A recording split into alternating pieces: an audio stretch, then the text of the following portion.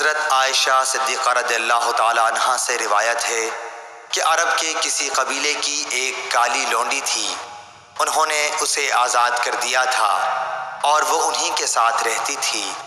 اس نے بیان کیا کہ ایک دفعہ ان کی ایک لڑکی جو دلہن تھی نہانے کو نکلی، اس کا کمربند سرخ تسموں کا تھا، اس نے وہ کمربند اتار کر رکھ دیا یا اس کے بدن سے گر گیا، پھر اس طرف سے ایک چیل گزری جہاں کمربند پڑا تھا، چیل اسی سرخ رنگ کی وجہ سے گوشت سمجھ کر جھپٹ لے گئی۔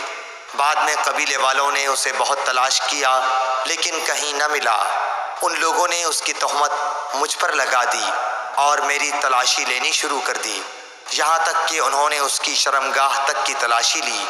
اس نے بیان کیا کہ اللہ کی قسم میں ان کے ساتھ اسی حالت میں کھڑی تھی کہ وہی چیل آئی اور اس نے ان کا وہ کمربند گرا دیا، وہ ان کے سامنے ہی گرا۔ میں نے اسے دیکھ کر کہا، یہی تو تھا جس کی تم مجھ پر تہمت لگاتے تھے، تم لوگوں نے مجھ پر اس کا الزام لگایا تھا حالانکہ میں اس سے پاک تھی، یہی تو ہے وہ کمربند۔ اس لونڈی نے کہا کہ اس کے بعد میں رسول اللہ صلی اللہ علیہ وسلم کی خدمت میں حاضر ہوئی اور اسلام لائی۔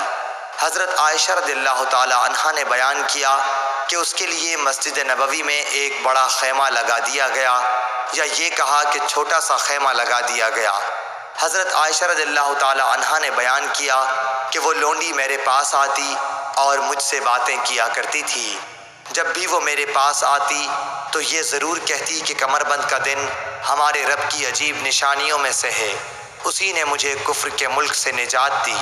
حضرت عائشہ رضی اللہ تعالی عنہا بیان فرماتی ہیں کہ میں نے اس سے کہا، آخر بات کیا ہے؟